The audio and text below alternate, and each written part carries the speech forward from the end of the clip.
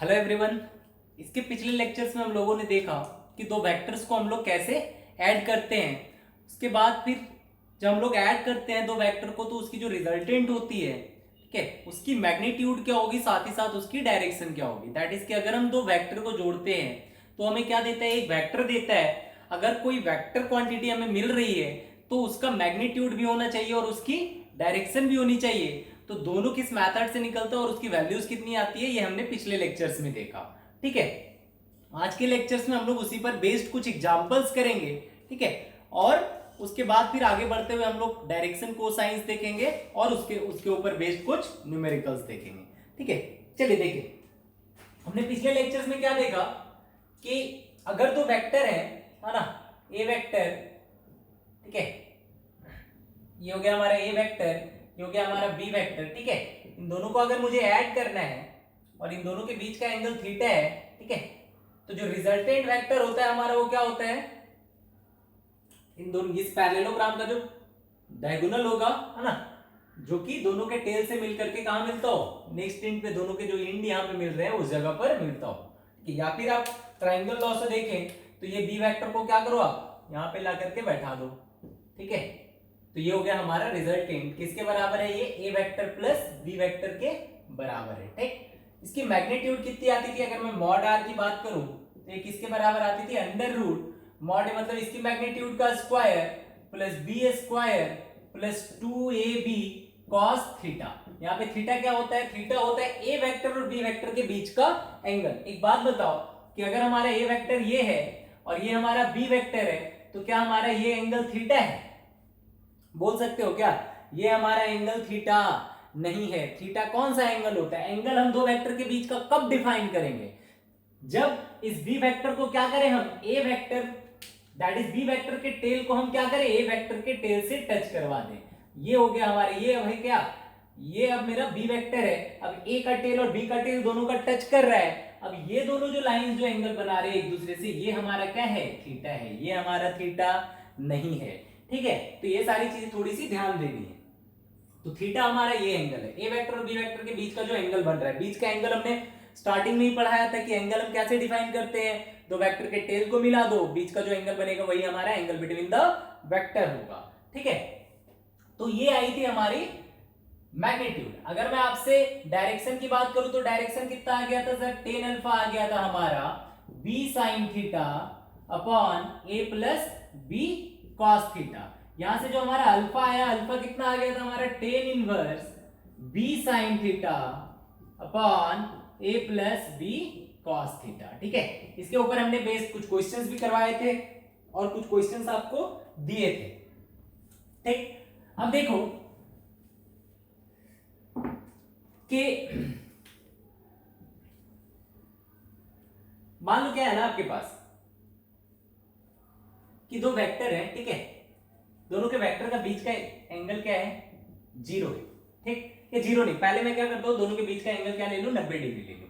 ऐसा एग्जांपल हमने किया है कि ये ए वेक्टर, ये हमारा बी वेक्टर है। ठीक, ए वेक्टर की जो लेंथ है वो कितनी है, 4 है, और बी वेक्टर की जो लेंथ है वो कितनी है, 3 है। ठीक है, तो सर इसे 4i का प्लस 3j का लिख सकते हो, लिख सकते, कोई दिक्कत नहीं है। मैं ऐसा नहीं लूं, मैं ऐसा कर लूं, ये ए वेक्टर है भाई साहब, इसकी लेंथ कितनी है, 4 है, और ये हमारा बी वेक्टर है, इसकी लेंथ कितनी है, 3 है। ठीक है, अब बताओ A vector plus B vector की लेंथ क्या होगी और उसकी डायरेक्शन क्या होगी। ठीक है, that is A plus B vector हमारा क्या होगा।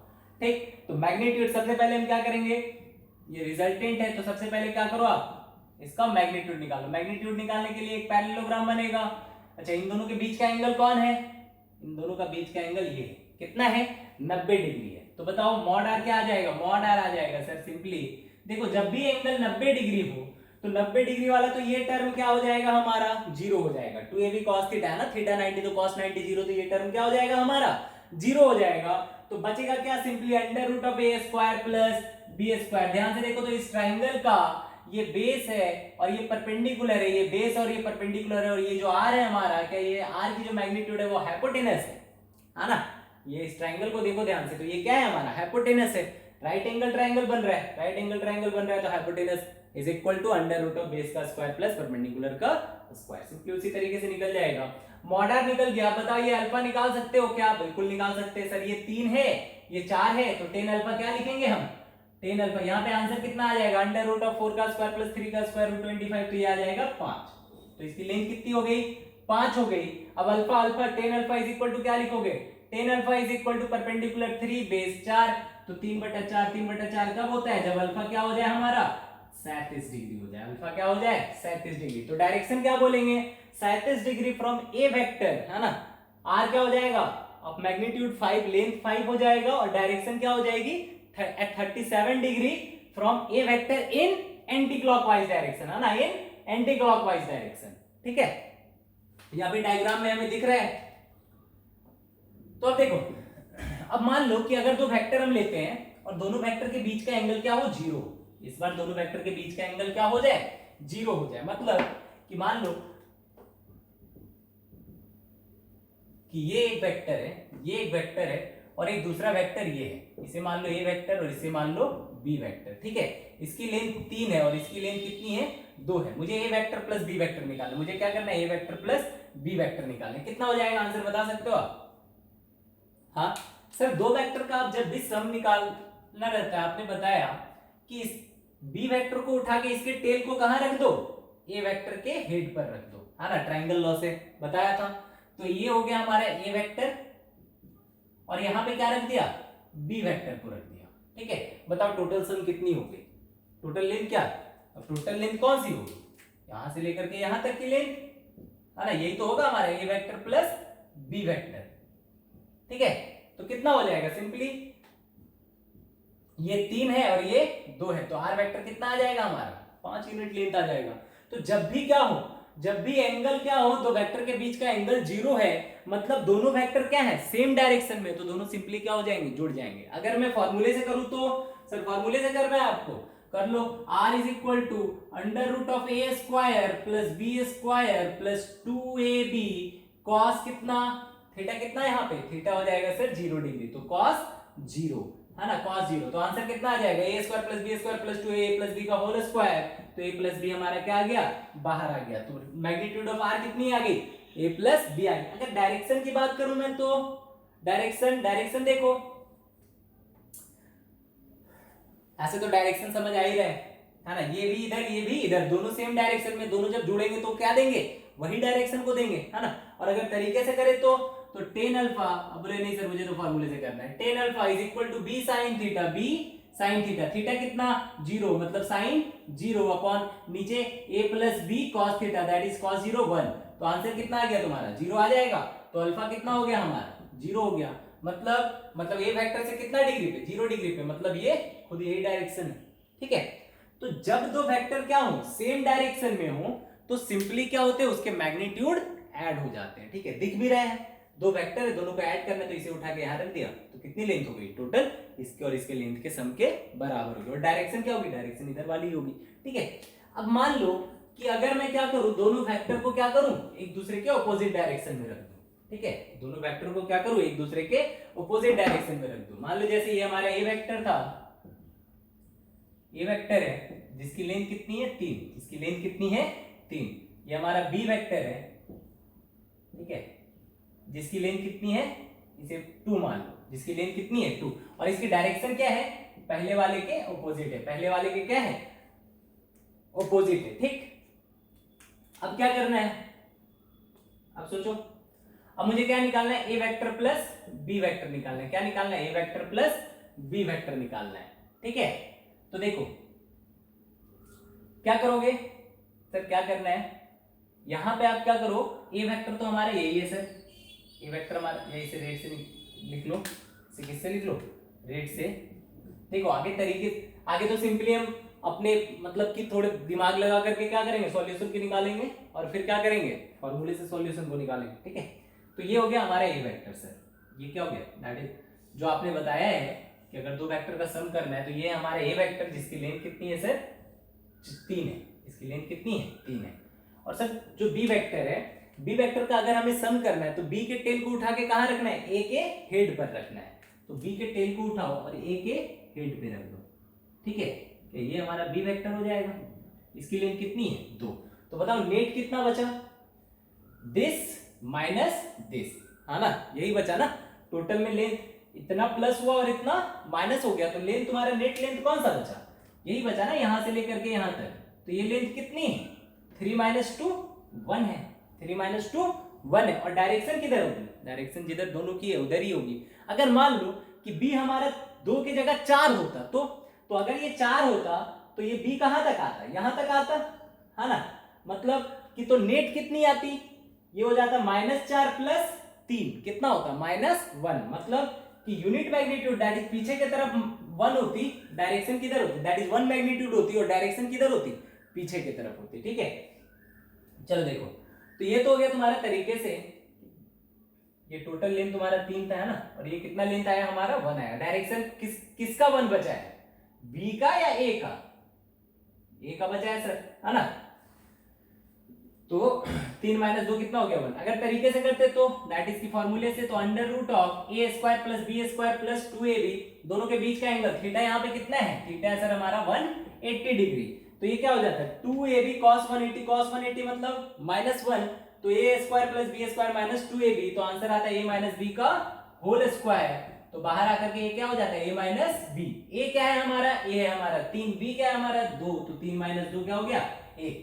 फिर से फॉर्मूला बैठाओगे तो r तो तुम्हारा बना ही गया, एंगल पूछे तो alpha is equal to b sin 180, sin 180 हमारा 0 होता है, तो सारा कुछ 0 हो गया, तो ये अल्फा क्या आ जाएगा हमारा 0 आ जाएगा। ठीक है, तो अगर दो वेक्टर 180 डिग्री पे है तो उसे क्या करो, सिंपली आप माइनस कर दो। मतलब दो वेक्टर अगर सिंपली ऑपोजिट डायरेक्शन में तो दोनों को क्या करो आप माइनस कर दो। अगर दोनों क्या है, दोनों पैरेलल है, ठीक है, दैट इज दोनों के बीच का थीटा क्या है 0 डिग्री है, तो सिंपली उन दोनों को क्या करो आप ऐड कर दो। ठीक है, चलो देखो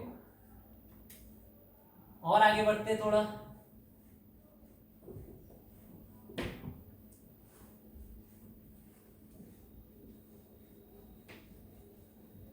देखो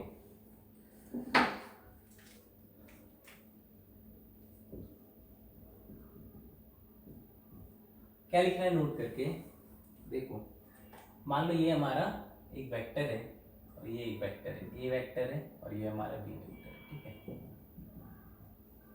ये हमारा क्या है रिजल्टेंट है। चलो मैं क्या करता हूं अगर बी के लेंथ को क्या करूं इंक्रीज करूं, अगर बी के लेंथ को क्या करूं मैं इंक्रीज करूं। ठीक है, अभी क्या है, अभी ए और बी दोनों क्या है, यहाँ पर ए और बी क्या है, that is mod of A is equal to क्या है मॉड ऑफ बी है।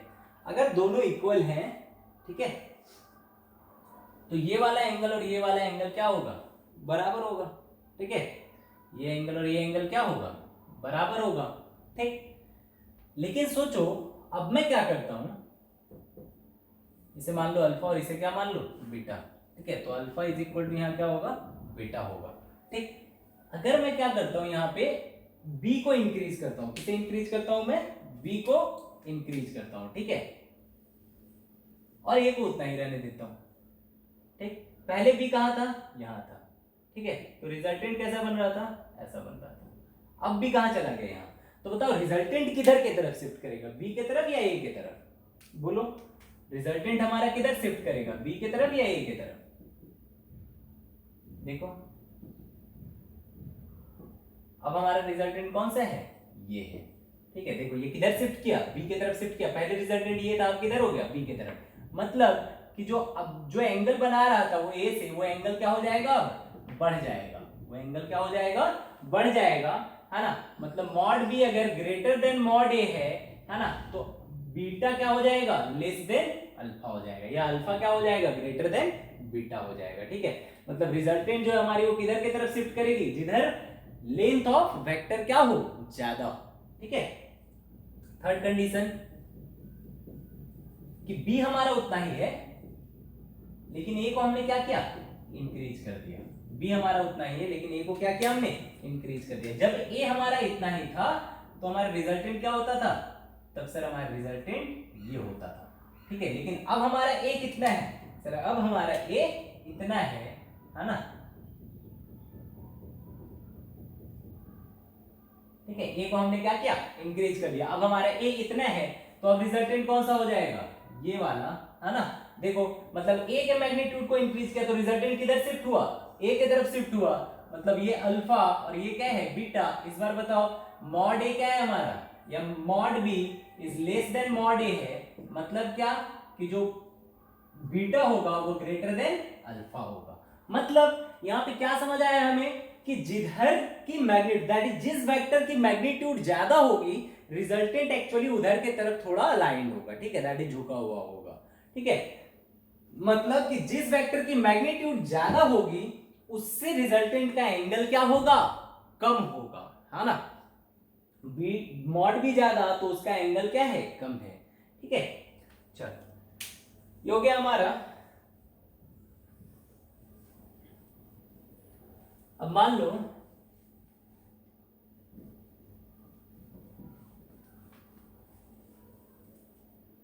ठीक है, अब देखो addition of vector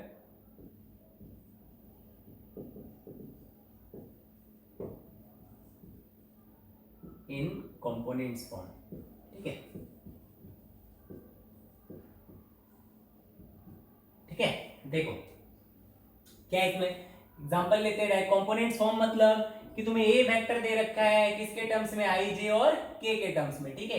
A vector मतलब a i j, a i cap plus b j cap plus c k cap, ठीक है। और बी वेक्टर दे रखा है क्या, या a1 b1 c1, इसे मान लो a2 i cap plus b2 j cap plus c2 k cap, ठीक है।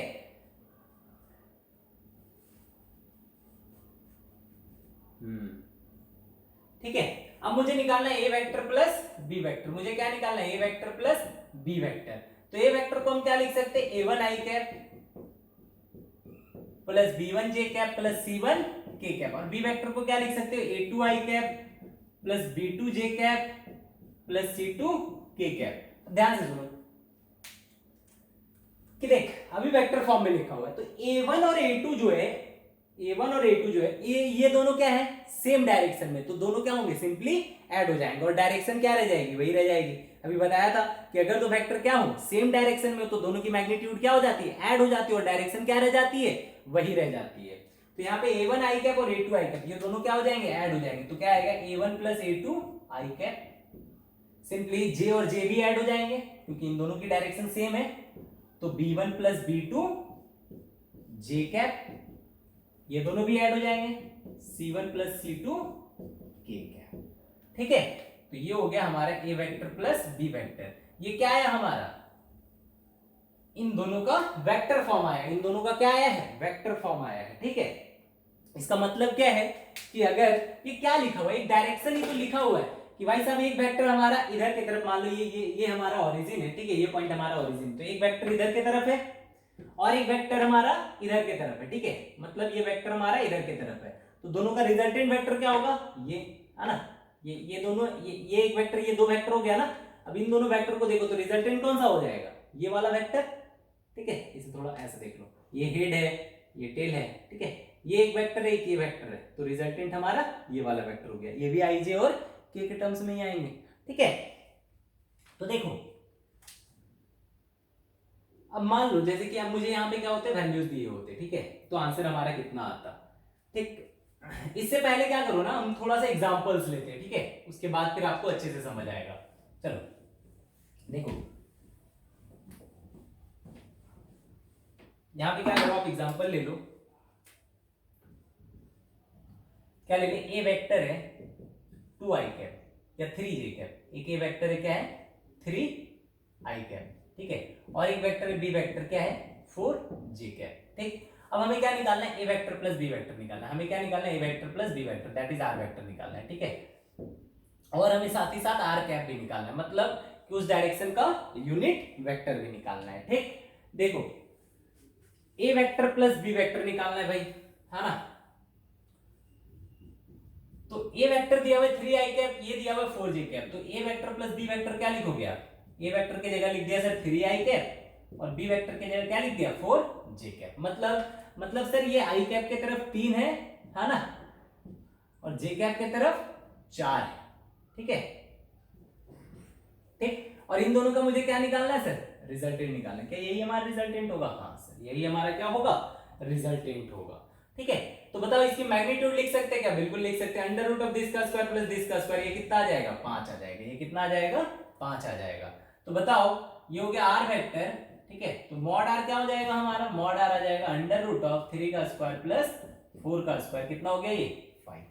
ठीक, तो बताओ आर कैप क्या लिखोगे, आर कैप लिखेंगे सर, देखो सर ए कैप आपने बताया था, ठीक है, या आर कैप, यहाँ आर कैप भी निकालो, ठीक है, यहाँ पे क्वेश्चन लिख लो, find a cap, find b cap and then find r cap, ठीक है, ए कैप निकालो, बी कैप निकालो एंड देन आर कैप निकालो। तो सर आपने बताया था कि जो यूनिट वेक्टर होती है, यूनिट वेक्टर का फॉर्मूला क्या होता है, ए वेक्टर अपॉन मॉड ए, क्या होता है, ए वेक्टर अपॉन मॉड ए, ठीक है। तो बता सकते हो ए वेक्टर की यूनिट वेक्टर क्या है सर, जो ए वेक्टर का यूनिट वेक्टर है that is 3 i cap upon इसकी मैग्नीट्यूड कितनी 3, सिंपली आई कैप है सर, है ना। तो हमें पता था कि एक्स डायरेक्शन की यूनिट वेक्टर क्या होती है, आई कैप दे रखा है, तो एक्स डायरेक्शन की यूनिट वेक्टर क्या है, आई कैप है।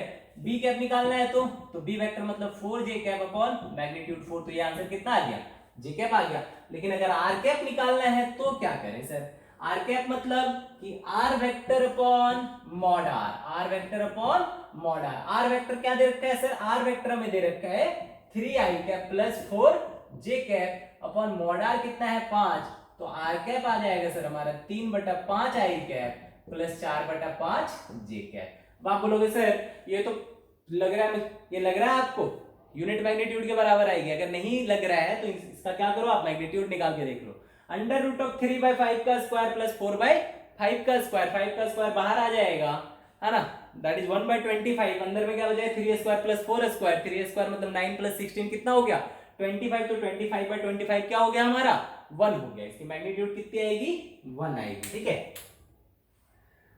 तो आर कैप निकल गया हमारा। अब देखो ये तो कब हो गया, जब एक वेक्टर एक डायरेक्शन में, दूसरा वेक्टर दूसरे डायरेक्शन में। अब मान लो कि मेरे पास एक वेक्टर दोनों डायरेक्शन में और दूसरा वेक्टर भी दोनों डायरेक्शन में, ठीक है, मतलब कि ए वेक्टर हमारा दे रखा है, ए वेक्टर कितना दे रखा है सर 2 आई कैप प्लस 3 जे कैप, ठीक है, और बी वेक्टर में दे रखा है 1 आई कैप प्लस 1 जे कैप, ठीक, ठीक है। अब देखो अब मुझे निकालना है फाइंड, ठीक है, फाइंड ए वेक्टर प्लस बी वेक्टर, ये निकालना है, दैट इज से मान लो R1 वेक्टर, ठीक है, साथ ही साथ क्या निकालना है, ए कैप निकालना है, बी कैप निकालना है, R1 कैप निकालना है, ठीक, फिर निकालना है ए वेक्टर माइनस बी वेक्टर, ठीक है, और क्या निकालना है, इसे आप मान लो क्या, इसे मान लो आप R2 वेक्टर, इसे क्या मान लो आप R2 वेक्टर, और साथ ही साथ क्या निकालना है आपको R2 कैप निकालना है, ठीक, इतनी सारी चीजें निकालनी है आपको। कैसे बनाओगे सोचो, है ना, आधा क्वेश्चन मैं करूंगा, आधा क्वेश्चन आप खुद करोगे, ठीक है। चलो तो पहले वाली चीजें मैं करता हूं, बाकी माइनस वाली चीजें आप करोगे। A vector plus B vector निकालना है sir, A vector plus B vector that is equal to R1 vector है ना। तो ए वेक्टर कितना है सर, ए वेक्टर हमारा 2 आई कैप प्लस 3 जे कैप, ए वेक्टर कितना है 2 आई कैप प्लस 3 जे कैप, ठीक, और बी वेक्टर कितना है सर, बी वेक्टर है 1 आई कैप प्लस 1 जे कैप, ठीक। तो R1 वेक्टर कितना आ गया हमारा, दैट इज इन दोनों का वेक्टर का सम। देखो आई वाला आई के साथ जुड़ जाएगा, क्यों, क्योंकि दोनों क्या है सेम डायरेक्शन में है, ठीक है, तो आई वाला आई के साथ जुड़ के क्या दे देगा 3 आई कैप, और जे वाला किसके साथ जुड़ेगा, जे के साथ, तो ये क्या दे देगा 3j प्लस 1j क्या दे दिया 4j कैप, ठीक। तो ये हो गया। अब हमें क्या निकालना है, ये क्या निकल गया हमारा R1 vector 3 i cap plus 4j cap, मतलब समझ आ रहा है ना, क्या मतलब है कि 3 आई कैप 3 x डायरेक्शन में और 4 किधर 4 y डायरेक्शन में, मतलब ये वाला, दैट इज ये वेक्टर हमसे बोल रहा है, ये क्या है हमारा R1 वेक्टर, ये क्या है हमारा R1 वेक्टर, ठीक है। तो R1 हो गया हमारा 3 i cap plus 4 j cap, ठीक है सर। अब देखो अब मुझे क्या करना है, ए कैप निकालना है, ए कैप कितना हो जाएगा ए वेक्टर अपॉन मॉड ए। अब बता सकते हो मॉड ए की वैल्यू कितनी होगी सर, मॉड ए की वैल्यू जो होगी, मॉड ए की वैल्यू वो हो जाएगी, ये दोनों क्या परपेंडिकुलर है ना, तो अंडर रूट ऑफ दिस का स्क्वायर प्लस दिस का स्क्वायर, यही होगा ना। ए वेक्टर क्या दे रखा है आपको, ए वेक्टर दे रखा है 2 आई कैप प्लस 3 जे कैप, है ना, 2 आई कैप प्लस 3 जे कैप, यही निकालना है ना हमें आर, दैट इज ए, ये ए वेक्टर है हमें, दिस प्लस दिस, ठीक है, ए वेक्टर में क्या दे रखा है 2 आई कैप प्लस 3 जे कैप, अब अगर ये हमारा ए वेक्टर है तो इस ए वेक्टर की मैग्नीट्यूड कितनी होगी, अंडर रूट ऑफ दिस का स्क्वायर प्लस दिस का स्क्वायर, दैट इज 4 9 13, तो रूट 13। तो ये वेक्टर हो गया 2i cap plus 3j cap upon mod a कितना हो गया रूट 13, ये हो गया हमारा ए कैप। अगर इसी तरीके से बी कैप निकालना है तो बी कैप मतलब बी वेक्टर मतलब 1i cap plus 1j cap. बताओ इसका मैग्नीट्यूड कितना, अंडर रूट ऑफ इसका स्क्वायर प्लस इसका स्क्वायर, दैट इज रूट 2। ये क्या आ गया हमारा बी कैप। इसको अगर मैं इंडिविजुअली तोड़ दूं आई और जे में तो क्या हो जाएगा 2/√13 आई कैप प्लस 3/√13 जे कैप। यहां पे तोड़ दो तो क्या आ जाएगा 1/√2 आई कैप प्लस 1/√2 जे कैप। ठीक है, तो ये हो गया हमारा यूनिट वेक्टर्स भी निकल लिए है ना। अब मुझे क्या निकालना है, अब सर मुझे r1 कैप निकालना है। क्या निकालना है मुझे, r1 कैप निकालना है। r1 कैप मतलब r1 vector upon mod r1, सही है सर। r1 वेक्टर कितना है हमारा 3i cap plus 4j cap, और मॉड r1 कितना लिखेंगे, बताओ इसकी मैग्नीट्यूड कितनी हो जाएगी, ये क्या लिखा हुआ है 3i cap plus 4j cap, तो ये मैग्नीट्यूड कितनी आएगी 5, तो 3i cap plus 4j cap बटा 5 इंडिविजुअली लिखा जाए तो 3/5i cap plus 4/5j cap.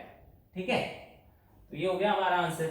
अब ये यहां तक तो हमने निकाल दिया, ए वेक्टर माइनस बी वेक्टर आप खुद निकालोगे। ठीक है, चलो देखो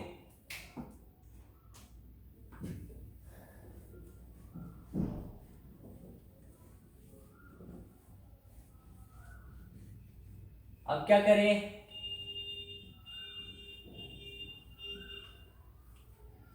अब देखो मान लो कि तुम्हारे पास एक वेक्टर है, ये वेक्टर, अच्छा अगर एक वेक्टर आई और जे में दिया हुआ है तब तो तुम मैग्नीट्यूड निकालना समझ गए कि जैसे अगर ये मुझे दिया होता 3i cap plus 5j cap, ठीक है, बताओ मॉड ए क्या होगी, तो तुम बोले सर ये 3i कैप है और 5j कैप है, मतलब ये है, तो ये इसकी दैट इज ये हमारा ए वेक्टर लिखा हुआ है ना, 3i cap plus 5j cap, ये हमारा वेक्टर लिखा हुआ है। ठीक है, समझ आ रहा है ना, ये a vector 3i cap plus 5j cap, ये वेक्टर किसका किसका सम है, 3i कैप एक वेक्टर है और 5j कैप इन दोनों का सम है ना, तो इसका रिजल्टेंट ही तो ए वेक्टर है। ठीक है, तो सर ये अगर मुझे दे रखी तो मॉड ए हम लिखेंगे दिस का स्क्वायर प्लस दिस का, क्यों, क्योंकि ये दोनों क्या है परपेंडिकुलर है। ठीक है सर, तो ये हमारा क्या हो जाएगा, दैट इज इसकी मैग्नीट्यूड अंडर रूट ऑफ 3 का स्क्वायर प्लस 5 का स्क्वायर, तो इसकी मैग्नीट्यूड तो आपको लिखनी आ गई है। ठीक है, लेकिन मान लो कि अगर ए वेक्टर 3i कैप प्लस यहाँ पे मान लो 4j cap plus 5k cap दे रखा होता है। ठीक है, अब मुझे बोले कि बताओ मॉड ए क्या होगी, तो कैसे लिखेंगे। ठीक है, देखो अब मॉड ए क्या होगी, क्या ये तीनों जो वेक्टर है वो एक दूसरे से क्या है परपेंडिकुलर है, वो एक दूसरे से क्या है परपेंडिकुलर है। अगर एक दूसरे से परपेंडिकुलर हैं, ठीक है, तो उनका जो सम होगा दैट इज, अगर ये दोनों परपेंडिकुलर थे तो क्या आया था अंडर रूट ऑफ दिस का स्क्वायर प्लस दिस का स्क्वायर। ठीक है, तो अगर ये तीनों परपेंडिकुलर हैं तो इसका जो मैग्नीट्यूड आएगा, ठीक है, मॉड ए वो क्या आएगा अंडर रूट ऑफ 3 का स्क्वायर प्लस 4 का स्क्वायर प्लस 5 का स्क्वायर। सर ऐसे कैसे लिख दिया आपने, यहां तो हमें नजर आ रहा था कि हाँ इस वेक्टर का इसके बराबर होना चाहिए, लेकिन ये हमें या दैट इज आपको अभी क्लियरली नहीं दिख रहा होगा। ठीक है, चलिए इसको थोड़ा सा देखने की कोशिश करते हैं। मान लो कि ये हमारा y एक्सिस है, ये हमारा x एक्सिस है, ये हमारा y एक्सिस है, ये हमारा x एक्सिस है। ठीक है, अच्छा 3i cap plus 5j cap, 3i cap मतलब ये 3 और ये 5 है ना, तो ये वेक्टर तो हमारा ये लिखा हुआ था पहले 3i कैप प्लस 5, जब दो ही डायरेक्शन इसे डिफाइन कर रहे थे। लेकिन अब ये वेक्टर को डिफाइन करने के लिए कितने डायरेक्शन चाहिए, 3 डायरेक्शन चाहिए, i j और k तीनों। तो क्या क्या है 3i कैप है, हाँ सर 3i कैप है, फिर क्या है, फिर 4j कैप है, हाँ सर 4j कैप है। क्या यहाँ पे आके खत्म हो गया, नहीं सर यहाँ पे खत्म नहीं हुआ है। तीसरा वेक्टर, 3 वेक्टर का सम है ना इस बार ये, तो तीसरा वेक्टर किधर है, तीसरा वेक्टर है सर यहाँ से 5k कैप, है ना। जब हम क्या करते हैं, जब हमें सारे वेक्टर्स का ऐड करना रहता है तो क्या करते हैं, हर एक वेक्टर को क्या करते हैं पिछले वाले वेक्टर के, दैट इज कि हर एक वेक्टर के टेल को उसके पिछले वाले वेक्टर के हेड से ज्वाइन करते हैं, है ना। पॉलीगन लॉ पढ़ा था हमने कि अगर 3-4 वेक्टर को करना है तो ये हो गया ए वेक्टर, ये हो गया बी वेक्टर, ये हो गया सी वेक्टर, है ना, और जो रिजल्टेंट होगा वो इन तीनों का सम होगा। ठीक, तो उसी तरीके से ये हो गया ए वेक्टर, ये हो गया बी वेक्टर, और सी वेक्टर कौन सा हो जाएगा हमारा, ये जो 5k कैप है ना, इसे भूल जाओ। ये जो हमारा 5k कैप मतलब किधर की तरफ, 5 इधर की तरफ, मान लो ये हमारा 5 यूनिट का है, ठीक। तो हमारा रिजल्टेंट वेक्टर कौन सा होगा, देखो हमारा रिजल्टेंट वेक्टर कौन सा होगा, रिजल्टेंट वेक्टर होगा सर हमारा ये वाला लाइन, है ना। ये वाला लाइन क्या होगा हमारा, रिजल्टेंट वेक्टर होगा। इसे देखो, ये वाला लाइन क्या होगा हमारा, रिजल्टेंट वेक्टर होगा। नजर आया क्या रिजल्टेंट, हाँ सर ये रिजल्टेंट आपको नजर आ रहा होगा। ये दोनों ब्लू वाली जो लाइन है ये क्या है हमारा, रिजल्टेंट है, ठीक है। अब सोचो ये जो रिजल्टेंट है इसका दो कंपोनेंट है, किधर किधर, एक इधर की तरफ है और एक जेड कैप की तरफ में, है ना। ये देखो ये रिजल्टेंट था ना, तो इस रिजल्टेंट का एक डायरेक्शन इधर है और एक डायरेक्शन जेड कैप की तरफ है, ठीक है।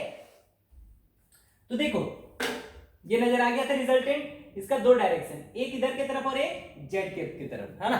तो देखो अब क्या करोगे आप, इसका दो कंपोनेंट करो, एक इधर में और एक इधर में, ठीक। जब आप इधर करोगे तो इधर एक वेक्टर आएगा ये वाला, है ना, और जब आप इसे इधर की तरफ तोड़ोगे दैट इज के कैप में, तो इसका कंपोनेंट कौन आएगा, ये वाला जो लेंथ था, है ना। इसका क्या करोगे आप, यहां पर जेड एक्सिस पे क्या खींचो आप, परपेंडिकुलर खींचो। तो जेड एक्सिस में कितना था आपका, जेड एक्सिस में हमारा कितना है, ये 5 था, तो इसका इधर की तरफ कंपोनेंट कितना आएगा, 5 आएगा ये, है ना। कंपोनेंट कितना आएगा, ये हमारा वेक्टर है, ठीक। इसका दो कंपोनेंट, एक अलोंग दिस और एक अलोंग दिस, अलोंग दिस और एक अलोंग दिस, ठीक है। तो एक कंपोनेंट तो इधर गिरा दिया, अब इसका आप जेड एक्सिस पे कंपोनेंट लोगे, ठीक है, तो परपेंडिकुलर खींचोगे तो वो कितना आएगा। जैसे मान लो एक वेक्टर है क्या, 2i cap plus 3j cap, मतलब ये कितना है, एक्स एक्सिस में कितना है 2i कैप है, वाई एक्सिस में कितना है 3j कैप है ना। तो इसी तरीके से अगर ये जो वेक्टर है ये k में कितना है 5 है, तो मतलब इस वेक्टर का कंपोनेंट अगर मैं k में लिखना चाहता हूं तो k में कितना आएगा हमारा 5 आएगा, ठीक है। तो अब देखो, अब तुम्हारे पास क्या है, इधर के साइड एक वेक्टर है जिसकी लेंथ कितनी है 5 है, और एक वेक्टर क्या है ये वाला है, इसकी लेंथ कितनी है, इस वेक्टर की लेंथ आप ध्यान से देखो तो अंडर रूट ऑफ 3 का स्क्वायर प्लस 4 का स्क्वायर लिखा हुआ है ना। ये अंडर रूट ऑफ 3 का स्क्वायर प्लस 4 का स्क्वायर लिखा हुआ है। अब ध्यान से देख, तो एक वेक्टर ये, एक वेक्टर ये, और ये हमारा रिजल्टेंट। यहाँ पैरेललोग्राम बनाओगे, है ना, यहाँ पे क्या बनाओगे, तो ये हमारा क्या होगा, रिजल्टेंट होगा। अब ये जो दोनों वेक्टर है ये दोनों क्या है, एक दूसरे से परपेंडिकुलर है, ये दोनों वेक्टर क्या है, एक दूसरे से परपेंडिकुलर है, ठीक है। तो बताओ ये जो रिजल्टेंट आएगा हमारा पैरेललोग्राम में, इन दोनों के बीच का एंगल कितना है 90 डिग्री। ये डिस्टेंस कितना है 5 है, ये डिस्टेंस कितना है के कैप में डायरेक्शन में, के डायरेक्शन में कितना डिस्टेंस दे रखा है 5 दे रखा है, तो ये डिस्टेंस कितना हो गया 5 हो गया, और इन दोनों के बीच का एंगल कितना है 90 डिग्री। तो ये जो रिजल्टेंट है इसका क्या लिखोगे, under root of this vector का स्क्वायर प्लस दिस वेक्टर का स्क्वायर, है ना। अब मैंने क्या किया कि जो दो वेक्टर थे उसका एक वेक्टर निकाल लिया, है ना, और उसे तीसरे वेक्टर के साथ क्या कर रहे हैं हम, ऐड कर रहे हैं, ठीक है। या फिर आप इसे ऐसे भी समझ सकते हो कि ये एक वेक्टर, ये दूसरा वेक्टर, और ये क्या था हमारा तीसरा वेक्टर था, ठीक है। तो एक वेक्टर ये हो गया हमारा और तीसरा वेक्टर ये हो गया, इन दोनों का सम कर दिया ना। जैसे क्या करते हैं ट्रायंगल से, ए वेक्टर बी वेक्टर, इन दोनों का सम करते थे, ये क्या आता था हमारे ए वेक्टर प्लस बी वेक्टर। उसी तरीके से 3i cap plus 4j cap, इसका सम क्या आ गया, ये आ गया। अब जो तीसरा वाला वेक्टर है वो इस वेक्टर से क्या है परपेंडिकुलर है, ठीक है। तो इसका रिजल्टेंट क्या आएगा, एक पैरेललोग्राम बनाओगे आप यहाँ पे ऐसे करके, देखो एक पैरेललोग्राम बना, तो इसका रिजल्टेंट यहां से यहां आएगा, है ना, यहां से यहां आएगा, यही वेक्टर दे रखा है आपको। तो मैग्नीट्यूड क्या लिखेंगे, ये दोनों परपेंडिकुलर रहेगा, तो अंडर रूट ऑफ दिस का स्क्वायर प्लस दिस का स्क्वायर, है ना, ये वाली मैग्नीट्यूड हो जाएगी। देखो ये जो ट्रायंगल बनेगा ये कैसा ट्रायंगल है, राइट एंगल ट्रायंगल। तो जो आंसर आएगा अंडर रूट ऑफ दिस का स्क्वायर, मतलब कि under root of root 3 square plus 4 square का स्क्वायर, है ना। और ये वाली डिस्टेंस कितनी है 5, तो प्लस 5 का स्क्वायर। देखो यही आंसर आ रहा है क्या, देख under root of 3 square plus 4 square plus 5 square, ठीक है। मतलब कि अगर कोई वेक्टर हमें क्या दे रखा हो, अगर कोई वेक्टर हमें दे रखा हो, किसने दे रखा हो, ये हमें दे रखा हो a i cap plus b j cap plus c k cap, है ना, ये ऐसा दे रखा हो। तो इसकी मैग्नीट्यूड क्या लिखेंगे, मॉड ए लिखेंगे simply under root of A square plus B square plus C square, ठीक है, mod of that is under root of A square plus B square plus C square, ये हो गया हमारा मॉड ए, ठीक है। अब अगर मुझे इसकी यूनिट वेक्टर लिखनी है तो क्या लिखेंगे, यूनिट वेक्टर लिखेंगे दैट इज ए कैप लिखेंगे, क्या लिखोगे बोलो, ए कैप लिखोगे सर आप, a i cap that is a vector upon mod a, ठीक है, ए वेक्टर कितना हो गया, a i cap plus b j cap plus c k cap upon mod a की जगह क्या लिखोगे, under root of A square plus B square plus C square, ये क्या हो गया हमारा ए कैप हो गया, ठीक है। चलिए देखिए यहां तक समझ आ गया आप लोगों को, है ना, थोड़ा नोट करके लिख लेना, ठीक। अब देखो, अब मान लो कि मेरे पास दो वेक्टर है, ठीक है। अब क्वेश्चन करते हैं थोड़ा ना, देखो क्वेश्चन क्या है इस बार मेरे पास, एक वेक्टर है, ए वेक्टर क्या क्या है, 2i cap 1j cap 3k cap, B vector है 4i कैप प्लस या इसे माइनस 2j कैप, क्या लिख लो, minus 2j cap minus 1k cap, लिख लिया, ठीक है। अब मुझे क्या निकालना है, मुझे निकालना है ए वेक्टर, या ऐसे लिखो फाइंड ए कैप, दूसरा लिखो बी कैप, तीसरा लिखो ए वेक्टर प्लस बी वेक्टर, ठीक है, इसे क्या मान लो r1 वेक्टर, ठीक है, चौथा लिखो ए वेक्टर माइनस बी वेक्टर, ठीक है, और पांचवा इसे क्या मान लो आप r2 वेक्टर, पांचवा लिखो r1 कैप एंड छठा लिखो r2 कैप। इतने सारी चीजें आपको क्या करनी है, फाइंड करनी है एक क्वेश्चन में। देखो पहला तो बहुत आसान है, पहला क्या करें सर, पहला निकालना है, हाँ, तो ए कैप निकालना है सर, ए कैप का फार्मूला होता है ए वेक्टर अपॉन मॉड ए, ठीक है, तो इसके लिए हमें चाहिए होगी मॉड ए, ठीक। तो मॉड ए की वैल्यू क्या हो जाएगी, मॉड ए की जो वैल्यू आएगी सर वो आएगी अंडर रूट ऑफ, देखो आई जे के तीनों परपेंडिकुलर है एक दूसरे से, आई जे के टर्म्स में है तो क्या करें हम, इसका स्क्वायर प्लस इसका स्क्वायर प्लस इसका स्क्वायर कर दे, तो मॉड ए आ जाएगा हमारा 2 का स्क्वायर 4 प्लस 1 का स्क्वायर 1 प्लस 3 का स्क्वायर 9, आंसर आ गया रूट 14, ठीक। तो ए कैप कितना आ गया हमारा, ए कैप आ जाएगा हमारा, ए कैप आ जाएगा 2i cap plus 1j cap plus 3k cap upon root 14, ठीक है। फिर इन सबको क्या करो आप अलग अलग कर लो। नेक्स्ट ए कैप निकल गया, बी कैप आप खुद निकालोगे, ठीक है, बी कैप आप खुद निकालोगे, ए वेक्टर प्लस बी वेक्टर, ठीक है। अच्छा मैं ए वेक्टर प्लस बी वेक्टर निकालूं या ए वेक्टर माइनस बी वेक्टर, ए वेक्टर प्लस बी वेक्टर एक बार बता दिया, ठीक है, तो इसे आप खुद कोशिश करोगे, मैं ए वेक्टर माइनस बी वेक्टर निकालता हूं, ठीक है, इस बार तो ए वेक्टर माइनस बी वेक्टर, ठीक, ए वेक्टर माइनस बी वेक्टर क्या हो जाएगा सर, देखो ए वेक्टर मतलब 2i cap plus 1j cap minus plus 3k cap, इसको माइनस करना है ना, बी वेक्टर को माइनस करना है किससे, ए वेक्टर से, तो बी वेक्टर कितना 4i cap minus 2j cap minus 1k cap, बताओ आंसर कितना हो जाएगा, a vector minus B vector कितना आ जाएगा, ये आ जाएगा सर 2i कैप, आई कैप के साथ कौन जुड़ेगा घटेगा, आई कैप वाला ही जुड़ घट सकता है ना, क्योंकि वही सेम डायरेक्शन में, तो ये 2 है और ये -4 है, तो आंसर कितना आएगा 2 - 4 -2 -2i कैप, ठीक, ये j कैप और minus minus plus 2j cap मतलब 3j कैप, फिर 3k cap minus minus plus 1k cap मतलब 4k कैप, ठीक है। तो ये हो गया ए वेक्टर माइनस बी वेक्टर, इसे हम किसके बराबर मानने को बोले हैं, R2 वेक्टर के बराबर, ठीक है। अब मुझे R2 कैप निकालना है, R2 कैप का फॉर्मूला क्या होगा, R2 vector upon mod R2, ठीक, तो मॉड R2 किसके बराबर आएगा, अब मॉड R2 आ जाएगा सर, फिर से देखेंगे आई जे के का टर्म से तीनों एक दूसरे से क्या है, परपेंडिकुलर है, तो मॉड R2 क्या हो जाएगा अंडर रूट ऑफ दिस का स्क्वायर प्लस दिस का स्क्वायर प्लस दिस का स्क्वायर, दैट इज 4 + 9 13 13 प्लस 4 का स्क्वायर 16, दैट इज रूट 29, ठीक है। मॉड R2 भी निकल गया, तो बताओ R2 कैप क्या आ जाएगा, R2 कैप आ जाएगा sir 2i cap minus 2i cap plus 3j cap plus 4k cap upon root 29। अगर तीनों को अलग अलग लिखना है तो क्या करेंगे, -2/√29 है ना आई कैप प्लस 3/√29 जे कैप प्लस 4/√29 के कैप। ठीक है, ये हो गया R2 कैप। ठीक, ए प्लस बी वेक्टर आप निकालोगे, R1 वेक्टर भी आप खुद निकालोगे। ठीक है, और R1 कैप। चलो, तो ये क्वेश्चन हो गया हम लोगों का।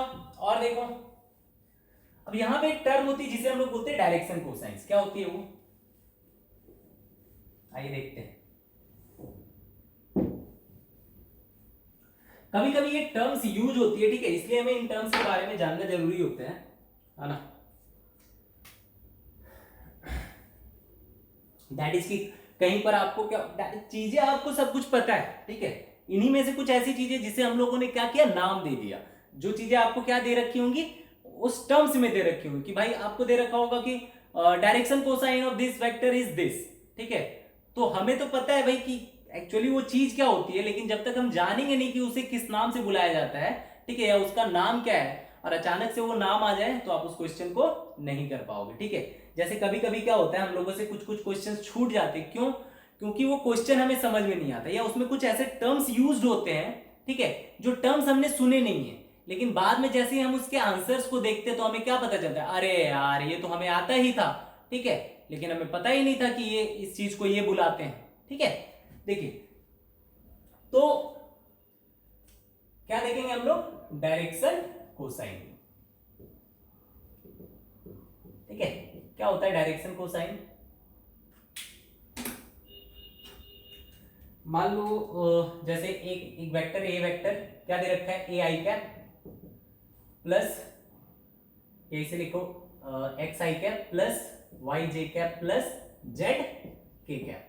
ठीक है, देखो आप यहां पे ए कैप क्या लिखोगे, ए कैप लिखोगे ए वेक्टर अपॉन मॉड ए, है ना। मॉड ए किसके बराबर आएगा, मॉड ए आ जाएगा हमारा under root of x square plus Y square plus Z square. ठीक है, तो ए कैप क्या आ जाएगा हमारा, ए कैप आ जाएगा a vector that is x i cap plus y j cap plus z k cap upon under root of x square plus Y square plus Z square. ठीक है, तो ए कैप को अगर हम सेपरेट करके लिखे आई जे और के में, तो क्या लिखेंगे, X upon under root of x square plus Y square plus Z square I cap. ठीक है, नेक्स्ट क्या लिखोगे, y upon under root of x square plus Y square plus Z square J cap plus Z upon under root of x square plus Y square plus Z square K cap.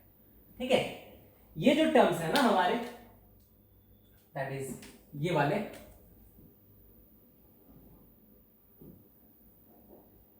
ठीक है, इसे ही हम लोग बोलते हैं direction cosines. ठीक, देखो इसे हम लोग डिनोट करते हैं एल से, इसे हम डिनोट करते हैं एम से, और इसे हम डिनोट करते हैं एन से। क्या होता है डायरेक्शन कोसाइन, देखो ये हमारा वाई एक्सिस है, ये हमारा एक्स एक्सिस है, ठीक है, और ये हमारा जेड एक्सिस है, ये क्या है हमारा जेड एक्सिस है। ठीक है, हमारा जो वेक्टर है वो कुछ ऐसा है, हमारा जो वेक्टर है वो कुछ ऐसा है, इस डायरेक्शन। ठीक है, तो सोचो कि ये जो वेक्टर होगा, है ना, अगर मैं इस वेक्टर का x पे कंपोनेंट खींचना चाहूं, x पे कंपोनेंट मतलब कि इस वेक्टर का किस पे प्रोजेक्शन, x पे प्रोजेक्शन मतलब कि इस पॉइंट का क्या लूं मैं, यहां पे एक परपेंडिकुलर लाइन खींचूं, यहां पे क्या खींचूं मैं, एक परपेंडिकुलर लाइन खींचूं। ध्यान से देख, यहां से अगर मैं एक परपेंडिकुलर लाइन खींचता हूं तो ये क्या हो जाएगा हमारा परपेंडिकुलर। ठीक है, नजर आना चाहिए भाई सब कुछ आपको। ये हमारा वेक्टर है, यहां से मैंने क्या किया, एक परपेंडिकुलर खींचा, परपेंडिकुलर दिखाई दे रहा है आप लोगों को। ठीक है, तो ये हमारा क्या हो जाएगा, दिखाई दे रहा है ना भाई, ये परपेंडिकुलर हो गया। ठीक है,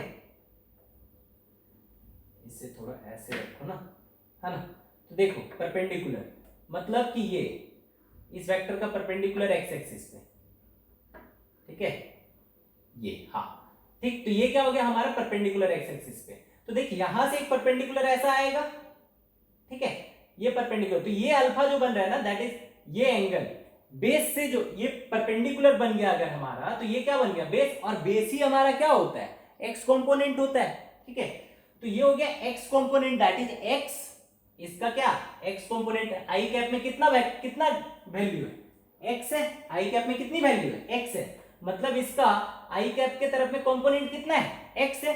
तो ये कितना हो गया एक्स, और ये क्या हो गया, ये जो एंगल बना रही है इस एक्स से, उसे हम लोग क्या बोलेंगे अल्फा, उसे हम क्या बोलेंगे अल्फा, ठीक है। और ये लेंथ कितनी है, ये लेंथ है सर, ये लेंथ कितनी है, आर की लेंथ या ए वेक्टर की लेंथ, वो किसके बराबर है, under root of x square plus Y square plus Z square के बराबर है, ठीक है।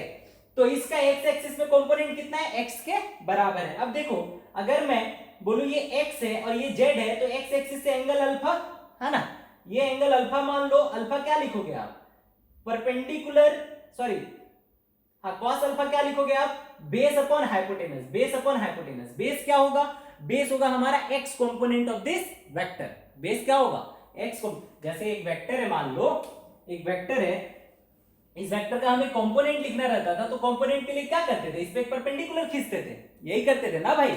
तो अब देखो मान लो जैसे ये एक वेक्टर है तुम्हारा, ठीक है, ऐसा कुछ, तो इस पे परपेंडिकुलर खींचोगे तुम, ये क्या हो जाएगा हमारा परपेंडिकुलर, और ये हमारा क्या होगा बेस, और ये बेस जो है दैट इज ये क्या दे रहा है, इस वेक्टर का एक्स कंपोनेंट दे रहा है ना, इस वेक्टर का क्या दे रहा है एक्स कंपोनेंट, और एक्स कंपोनेंट किसके बराबर है यहाँ पे, दैट इज आई कैप में कितना दे रखा है, ये एक्स के बराबर दे रखा है, ठीक है।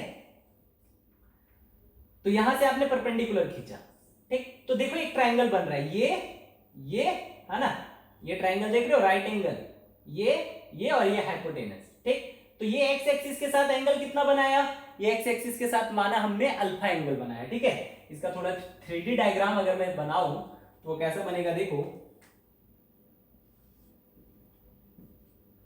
ठीक है।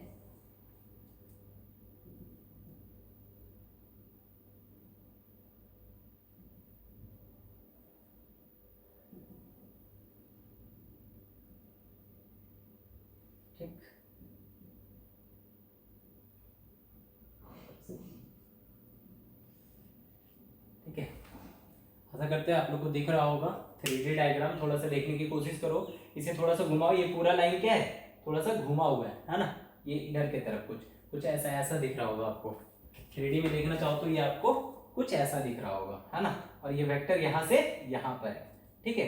अब इस वेक्टर का एक्स कंपोनेंट लेना है, तो यहाँ पे परपेंडिकुलर खींचो, ठीक है, ये ऐसा है ना, ये देखो दिख रहा है, ये थोड़ा सा तिरछा दिख रहा होगा आपको, थोड़ा उठाओ उसको, है ना, तो आपको 3D में कोशिश करो उसे देखने का, तो दिख जाएगा, ठीक। तो अब देखो, अब ये वेक्टर मान लो कि एक्स एक्सिस के साथ कितना एंगल बना रहा है, अल्फा एंगल बना रहा है, इसके साथ कितना बना रहा है, बीटा एंगल बना रहा है, ठीक है। इसे थोड़ा सा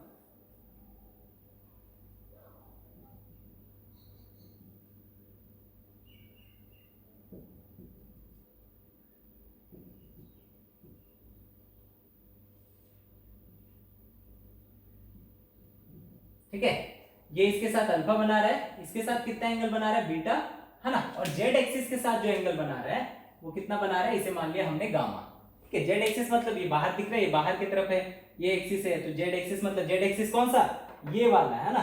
तो ये जेड एक्सिस के साथ कितना एंगल बना रहा है, मान लिया गामा, ठीक है। तो कॉस अल्फा क्या लिखोगे आप, कॉस अल्फा क्या लिखोगे, कॉस अल्फा लिखोगे आप, ध्यान से देखो, ये जो वेक्टर था आपका, है ना, इस वेक्टर का एक्स कंपोनेंट, ये एक्स के बराबर, तो ये हो गया अल्फा बेस के साथ, और ये हाइपोटेनस, तो कॉस अल्फा क्या हो गया, एक्स बेस अपॉन हाइपोटेनस कितना है, under root of x square plus Y square plus Z square, under root of x square plus Y square plus Z square, ठीक है। और इसे हमने किसके बराबर माना है, डायरेक्शन कोसाइन एल के बराबर, ठीक है, इसे हम लोग क्या बोलते हैं, डायरेक्शन कोसाइन।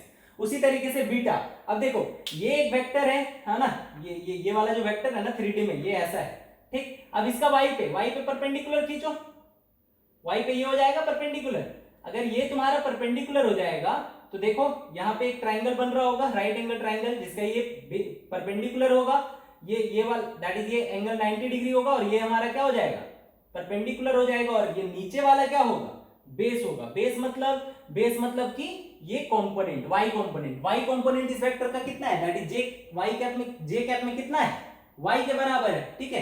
तो cos बीटा किसके बराबर होगा, cos बीटा मतलब ये रहा वेक्टर हमारा, है ना, और ये वेक्टर इसके साथ कितना, y कैप के साथ कितना बना रहा है, मान लिया बीटा एंगल बना रहा है, ठीक है। तो cos बीटा किसके बराबर लिखेंगे, इसका दैट इज इसका y कंपोनेंट कितने के बराबर, y के बराबर, और ये जो लेंथ है ना, दैट इज जो वेक्टर की लेंथ है वो कितनी है, that is hypotenuse under root of x square plus y square plus z square, ठीक है।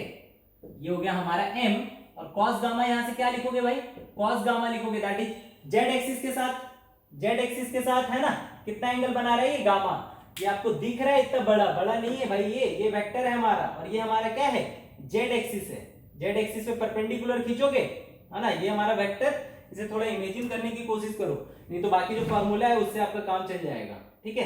देखो z एक्सिस पे आप परपेंडिकुलर खींचने की कोशिश करो, ठीक है। तो परपेंडिकुलर कैसा, यहां से आप खींचोगे परपेंडिकुलर, ठीक है, ये देखो यहाँ पे आपका परपेंडिकुलर आएगा, इधर आप खींचने की कोशिश करो तो परपेंडिकुलर, और ये जो एंगल बनेगा यहाँ पे, ये वाला एंगल है ना, ये हो जाएगा हमारा गामा, ठीक है, ये एंगल हमारा हो जाएगा गामा। तो गामा इज कॉस गामा क्या लिखोगे, बेस, है ना, ये हो गया परपेंडिकुलर, ये हो गया बेस अपॉन हाइपोटेनस। तो कॉस गामा बेस कितना है हमारा, जेड अपॉन हाइपोटेनस कितना हो जाएगा, under root of x square plus Y square plus Z square, है ना, दैट इज इक्वल टू, इसे क्या मान लिया हमने, एल, ठीक है। अब यहां से क्या आता है कि जितने जो भी डायरेक्शन कोसाइंस होते हैं, अगर मैं उन सबका स्क्वायर करके सम कर दूं ना, मतलब कि L square plus M square plus N square जो होगा ना हमारा, ये किसके बराबर होगा, 1 के बराबर होगा, ठीक है। L square plus M square plus N square किसके बराबर होगा, 1 के बराबर होगा। ये एक इंपॉर्टेंट रिजल्ट है, इसे हम लोगों को याद रखना है, ठीक है। देखिए तो L square plus M square plus N square is equal to 1, ये हमारा रिजल्ट आता है, करके देख भी सकते हो, अगर प्रूफ करने को आ जाए तो करने में कोई दिक्कत है क्या भाई। L किसके बराबर है, इसके बराबर है, तो L की जगह हम क्या लिखेंगे, L की जगह लिखेंगे sir x upon under root of x square plus Y square plus Z square का स्क्वायर, ठीक है। m की जगह क्या लिखेंगे, y upon under root of x square plus Y square plus Z square का स्क्वायर, ठीक है। और n की जगह क्या लिखोगे, z by under root of x square plus Y square plus Z square by का स्क्वायर, ठीक है। अब क्या हो जाएगा, देखो नीचे में सब कुछ तो सेम है, तो एलसीएम तो सारे सेम हो जाएंगे, रूट है, स्क्वायर आएगा तो रूट हट जाएगा, तो नीचे आ जाएगा X square plus Y square plus Z square, ऊपर यहाँ पे क्या है, एक्स स्क्वायर, यहाँ वाई स्क्वायर, यहाँ जेड स्क्वायर, ये तीनों भी सम हो जाएंगे, तो बताओ आंसर कितना हो गया हमारा, ये हो गया 1, हेंस प्रूफ। तो कभी कभी क्या होता है आपको, जब आप 11th में हो, अगर टेस्ट वगैरह दे रहे होगे, नॉर्मल टेस्ट स्कूल वगैरह में, तो ये सारा कुछ क्या होता है, प्रूफ करने के लिए आता है। ये एलएमएन क्या होता है हमारा, direction cosines of X Y and Z axis respectively, ठीक है। चलो देखो, तो ये हो गया हमारा डायरेक्शन कोसाइन, ठीक है सर। अब क्या करना है, वेक्टर जोड़ना तो आ गया, है ना। मान लो अब मुझे 2 से ज्यादा वेक्टर्स जोड़ने, है ना, मुझे 2 से ज्यादा वेक्टर्स जोड़ने। मान लो ये वेक्टर है 2i कैप, बी वेक्टर है 2i cap plus 3j cap, c vector है, सी वेक्टर कितना है, सी वेक्टर है i cap minus j cap plus 2k cap. मुझे निकालना है find a vector plus b vector plus c vector. क्या करें, सिंपली सबको क्या करो, ऐड करो, ठीक है। हमें क्या निकालना है, a vector plus b vector plus c vector. क्या करो, सिंपली सबको ऐड करो, इसे क्या मान ले हम, r वेक्टर। तो r वेक्टर क्या होगा, a vector plus b vector plus c vector, है ना। ए वेक्टर की जगह क्या लिख दे, 2i कैप, बी वेक्टर की जगह क्या लिख दे, 2i cap plus 3j cap, c vector की जगह क्या लिख दे, सी वेक्टर की जगह लिख दो sir i cap minus j cap plus 2k cap, ठीक है सर। अब तीनों को क्या करो, जोड़ दो, तो i वाला i के साथ जाएगा, j वाला j के साथ, और k वाला k के साथ जाएगा। i को देखो 2 2 4, 4 और 1 5, तो r वेक्टर आ गया 5i कैप, j के साथ देखे तो 3j cap minus j cap क्या हो जाएगा, 2j कैप हो जाएगा, और k के साथ देखे तो यहाँ 0 और वहां क्या है 2 मतलब ये हो जाएगा 2k कैप, ये आ गया हमारा तीनों वेक्टर का सम। अगर मेरे से पूछा जाता कि इसकी मैग्नीट्यूड कितनी होगी तो क्या बोलेंगे, mod r is equal to i j k में टूट गया तो तीनों का क्या करें हम, अंडर रूट ऑफ स्क्वायर कर दो, मतलब 5 square plus 2 square plus 2 square, that is 4 4 8 और 25 कितना हो जाएगा, दैट इज, तो ये आंसर कितना हो गया, रूट 33। ठीक है, तो ये हो गया मॉड r। अगर मेरे से आर कैप पूछता तो बताओ, आर कैप पूछता तो वो भी बना देते, बिल्कुल बना देते सर। इस आर वेक्टर को किससे डिवाइड कर देते, अंडर रूट 33 से डिवाइड कर देते। ठीक है, अगर मान लो, चलो तो इक्वेशन लिख लो, इसे आप खुद करना है ना। एक वेक्टर ले लो, a vector 2i cap plus 3j cap plus 4k cap. ठीक है, 2i cap plus 3j cap plus 4k cap. B vector ले लो, 1i cap plus 1j cap plus 2k cap. C vector ले लो, 0i cap, या ऐसे 0 मत लो, ठीक है, 1i कैप, ठीक है, प्लस, ठीक है, या ले लो चलो, plus 2j cap minus 2k cap. ठीक है, हमें निकालना है find r vector is equal to a vector plus b vector plus c vector. ठीक है, तुम्हें a कैप निकालना है, b कैप निकालना है, c कैप निकालना है और साथ ही साथ r कैप निकालना है। ये सारा चीज भी तुमको फाइंड करना है। ठीक है, तो ये क्वेश्चन आप खुद से करोगे, है ना। उसके बाद देखो, एक वेक्टर ऑफ एडिशन ऐसा है कि मान लो मेरे पास दो वेक्टर दिए हो ऐसे, कैसे सर, एक वेक्टर दिया हो जिसकी ये लेंथ क्या दे रखी हो 5, इसे मान लो आप ये वेक्टर है, ठीक है, और लेंथ कितनी है 5 है, ये कितना एंगल दे रखा है 37 डिग्री, ये एंगल कितना दे रखा है 37 डिग्री। ठीक, ये वेक्टर ऐसा है। और एक वेक्टर बी वेक्टर है, बी वेक्टर कैसा है सर, जो बी वेक्टर है, या इसे मान लो आप 10, इसे कितना मान लो 10, जो बी वेक्टर है ये 5 है ना, इसकी लेंथ कितनी है 5 है, और इसका यहां से एंगल दे रखा है मुझे 37, यहां से कितना एंगल दे रखा है 37। ठीक है, मुझे बताना है ए वेक्टर प्लस बी वेक्टर कितना होगा, फाइंड ए वेक्टर प्लस बी वेक्टर। ठीक, तो अभी तो आप आराम से कर सकते हो फाइंड ए वेक्टर प्लस बी वेक्टर। तुम क्या बोलोगे, अरे सर ये तो बहुत ही आसान है सर, कैसे, ये 10 दे रखा है, ये 5 दे रखा है और दोनों के बीच का एंगल कितना है 90 है, तो दोनों का रिजल्टेंट निकाल लेते हैं ना सर, और फिर हम क्या करेंगे डायरेक्शन निकाल लेंगे, है ना। दूसरा क्या तरीका है, दूसरा तरीका देखो, ऐसे तो कर ही सकते हैं कि दोनों के बीच का एंगल 90 डिग्री है तो अंडर रूट ऑफ दिस का स्क्वायर प्लस दिस का स्क्वायर कर लेते हैं, है ना, और क्या बना देते हैं, एक पैरेललोग्राम बना देते हैं, तो सर ये हमारा रिजल्टेंट हो जाएगा और ये अल्फा निकाल लेंगे हम, है ना, ऐसे करके हम वैल्यूज निकाल सकते हैं। दूसरा क्या तरीका है, दूसरा तरीका है आप क्या करो कि जो ए वेक्टर है उसे आई और जे कैप में तोड़ दो, ए वेक्टर को किस में तोड़ दो, आई और जे कैप में तोड़ दो। ठीक है, तो ए वेक्टर का आई कंपोनेंट कितना होगा, दैट इज एक्स वाला, ये होगा सर 10 cos 37, है ना, आई कंपोनेंट कितना होगा 10 cos 37, cos 37 की वैल्यू 4/5, तो ये आंसर कितना हो गया 8। ये y कंपोनेंट कितना होगा इसका, y कंपोनेंट मतलब क्या, ये वाली लेंथ, है ना, तो y कंपोनेंट इसका कितना हो जाएगा, y कंपोनेंट हो जाएगा सर 10 × 3/5 sin 37, है ना, तो ये हो गया हमारा 6। तो बेसिकली जो a वेक्टर है, जो a वेक्टर है उसकी लेंथ 10 है, अगर मैं उसे i और j में लिखना चाहूं तो क्या लिख सकता हूं 8i cap plus 6j cap. ठीक है, 8i cap plus 6j cap. सोच 8i cap plus 6j cap का मैं रिजल्टेंट निकालूं तो क्या a वेक्टर ही आएगा हमारा, हाँ सर वही आएगा। ठीक है, तो मैं 8i cap plus 6j cap को ऐसे लिख सकता हूं या ऐसे वाले को इसके कंपोनेंट्स में लिख सकता हूं, दोनों में लिख सकता हूं। ठीक है, कोई दिक्कत नहीं है। अगर मैं इसी तरीके से b वेक्टर को लिखना चाहूं तो b वेक्टर को मैं क्या लिखूंगा, b वेक्टर का x कंपोनेंट, b वेक्टर का x कंपोनेंट देखो कितना हो जाएगा 5, ये कितना है 53, तो 5 cos 53, तो कितना हो जाएगा 5 × 3/5। ठीक है, बट डायरेक्शन इसकी किधर है, माइनस आई कैप की तरफ, इसकी डायरेक्शन किधर है, अगर मैं इसे ओरिजिन मानूं, इसे क्या मानूं ओरिजिन, तो ये 8 होगा, तो ये कितना होगा -3 होगा ना भाई, ये वाली लेंथ कितनी होगी -3 होगी। अच्छा, ये वाली लेंथ कितनी होगी, ये वाली लेंथ हो जाएगी, इसे निकालना cos 37, तो ये या फिर sin 53 करोगे तो ये कितना आ जाएगा 4/5 इंटू 5, ये आ जाएगा हमारा 4, तो ये आ गया 4, ये आ गया -3। तो बी वेक्टर को क्या लिख सकते हो, -3i cap plus 4j cap. ठीक है, क्या बी वेक्टर को हम ए वेक्टर को आई कैप और जे कैप में तोड़ दिया, हाँ सर, बी वेक्टर को आई कैप और जे कैप में तोड़ दिया, हाँ सर। अब मुझे क्या निकालना है, ए वेक्टर प्लस बी वेक्टर। क्या सिंपली लिख सकते हैं, ए वेक्टर की जगह 8i cap plus 6j cap, है ना, और बी वेक्टर की जगह क्या लिख सकते हैं, -3i cap plus 4j cap. ठीक है, तो आंसर कितना हो जाएगा, 8 - 3 5i कैप।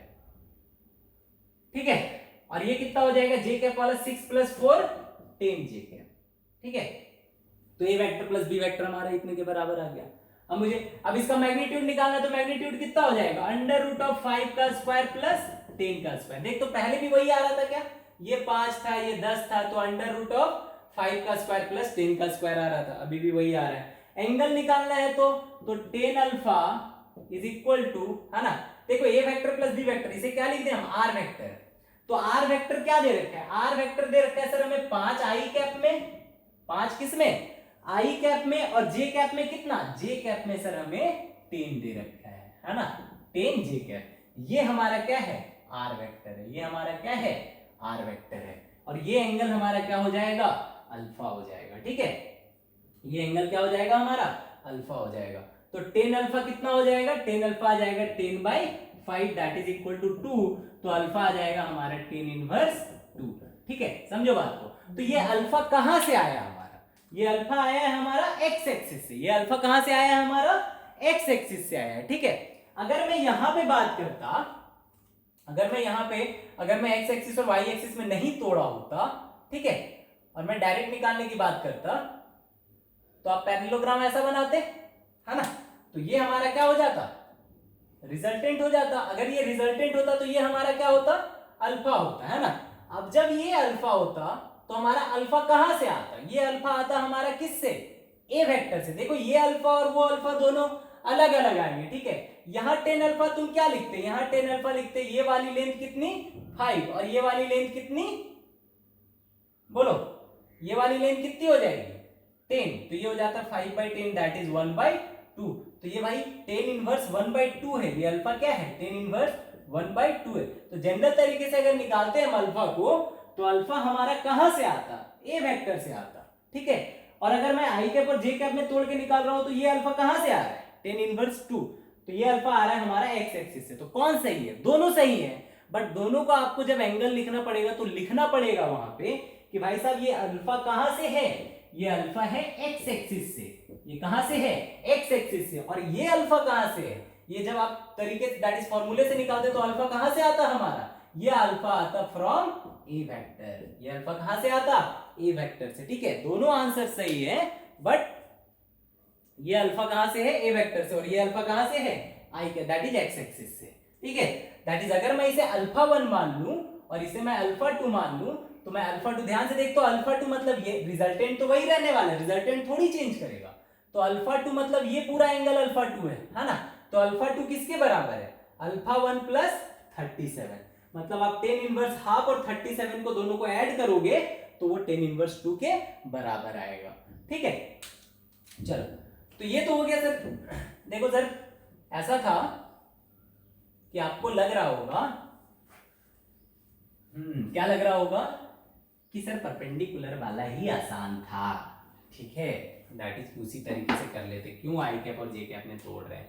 मान लो मुझे इस बार 90 डिग्री पे वेक्टर ना होते, मान लो ए वेक्टर हमारा इधर होता वही 10 लेंथ का, है ना, और एंगल 37 डिग्री, और इस बार बी वेक्टर जो हमारा है, ठीक है, वो बी वेक्टर हमारा इधर है। ठीक है, जिसकी लेंथ कितनी है 5 है, बी वेक्टर की लेंथ कितनी है 5 है, और ये एंगल भी कितना है मान लो 37 डिग्री है। ठीक है, अब बताओ ये वेक्टर प्लस बी वेक्टर क्या होगा। ठीक, तो अब क्या करो, अब तो दोनों के बीच का एंगल क्या है 90 है नहीं, तो अब तुम अगर फार्मूला लगाओगे √10 का स्क्वायर प्लस 5 का square plus 2 into 10 into 5 into cos, दोनों के बीच का एंगल 74 डिग्री। निकालो कॉस 74 की वैल्यू, ठीक है, और पुट करो और उसके बाद आंसर लाओ, है ना। या दूसरा तरीका क्या करें, दूसरा तरीका है सर आप ए वेक्टर को क्या करो, एक्स एक्सिस और वाई एक्सिस में तोड़ दो, ठीक है। तो ए वेक्टर को हम क्या लिख सकते हैं, फाइंड ए वेक्टर प्लस बी वेक्टर, ठीक है। तो ए वेक्टर को हम क्या लिख सकते हैं, ए वेक्टर को लिख सकते हैं, ध्यान से देखो, ये मेरा ए वेक्टर है, ठीक है। ए वेक्टर का एक्स कंपोनेंट कितना हो जाएगा, एक्स कंपोनेंट हो जाएगा 10 cos 37, मतलब 8 आई कैप, और वाई कंपोनेंट आ जाएगा 6, तो 6 जे कैप। तो जो ए वेक्टर है, ये जो हमारा ए वेक्टर को हम क्या लिख सकते हैं, ए वेक्टर को लिख सकते हैं सर 8 आई कैप प्लस 6 जे कैप। बी वेक्टर को क्या लिख सकते हो, बी वेक्टर को देखो, जो बी वेक्टर है हमारा, वो बी वेक्टर तो इधर है ना, कितने एंगल पे, यहां से 37 डिग्री पे। तो बी वेक्टर को हम क्या लिख सकते हैं, बी वेक्टर का आई कैप कितना, 5 cos 37, मतलब 4/5 इंटू 5, तो ये आ जाएगा 4, और इधर कितना आ जाएगा, इधर आ जाएगा 5 इंटू साइन 37, तो ये आ जाएगा हमारा 3, ये कितना आ जाएगा 3, और ये कितना आ जाएगा हमारा 4, ठीक है सर। अब क्या करें, अब क्या करें, तो बी वेक्टर को हम क्या लिख सकते हैं, बी वेक्टर को हम लिख सकते हैं 4 किधर की तरफ है, आई कैप की तरफ, और 3 किधर की तरफ है, नीचे की तरफ। नीचे कौन सा डायरेक्शन होता है, ऊपर कौन सा डायरेक्शन है, प्लस जे कैप, नीचे कौन सा डायरेक्शन है, माइनस जे कैप। तो क्या लिखोगे, -3 जे कैप, क्या लिखेंगे, -3 जे कैप। तो ए वेक्टर तो ये हो गया, और बी वेक्टर क्या हो गया हमारा 4 आई कैप -3 जे कैप, ठीक है। तो ए वेक्टर प्लस बी वेक्टर क्या होगा, ए वेक्टर प्लस बी वेक्टर हो जाएगा 8 आई कैप प्लस 6 जे कैप प्लस 4 आई कैप -3 जे कैप, ठीक है। यहां आंसर कितना आएगा, 8 प्लस 4 कितना हो गया, 12 आई कैप, है ना, और 6 - 3 कितना हो गया, 3 जे कैप। अब बताओ, ये जो ए वेक्टर प्लस बी वेक्टर आया हमारा आई कैप और जे कैप में, अब रिजल्टेंट निकालना आसान है या नहीं, आई कैप और जे कैप में आ गया।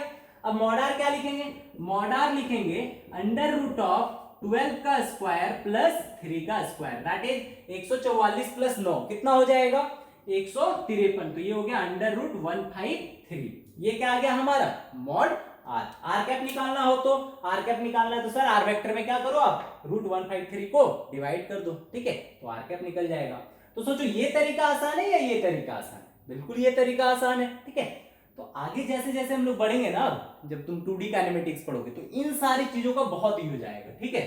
इसलिए ऐसे क्वेश्चंस का हमें प्रैक्टिस होना जरूरी है, ठीक। तो तुम लोग क्या करो, इसके ऊपर बेस्ड आज कुछ क्वेश्चंस तुम लोगों को दिए जाएंगे डिस्क्रिप्शन में, है ना, डीपीक्यू का लिंक रहेगा, आप वहां से क्वेश्चन डाउनलोड कर सकते हो, है ना। बाकी आज के जो भी चीजें आप लोगों को आज पढ़ाई गई है उसके ऊपर कोई शॉर्ट नोट्स नहीं होगा, है ना। मैक्सिमम चीजें आपको न्यूमेरिकल्स बताई गई, ठीक है, कुछ टर्म्स बताए गए, बहुत ज्यादा कुछ नोट्स है नहीं इसमें, है ना, तो कोई नोट्स नहीं दिया जाएगा, बट इसके ऊपर बेस्ड आपको जो भी क्वेश्चंस होंगे वो डिस्क्रिप्शन में प्रोवाइडेड होंगे, ठीक है। तब तक आप उन सारे क्वेश्चंस को सॉल्व करो और पीछे जितनी भी चीजें पढ़ाई गई उन्हें आप रिवाइज करो, ठीक है। तब तक के लिए all the best, thank you.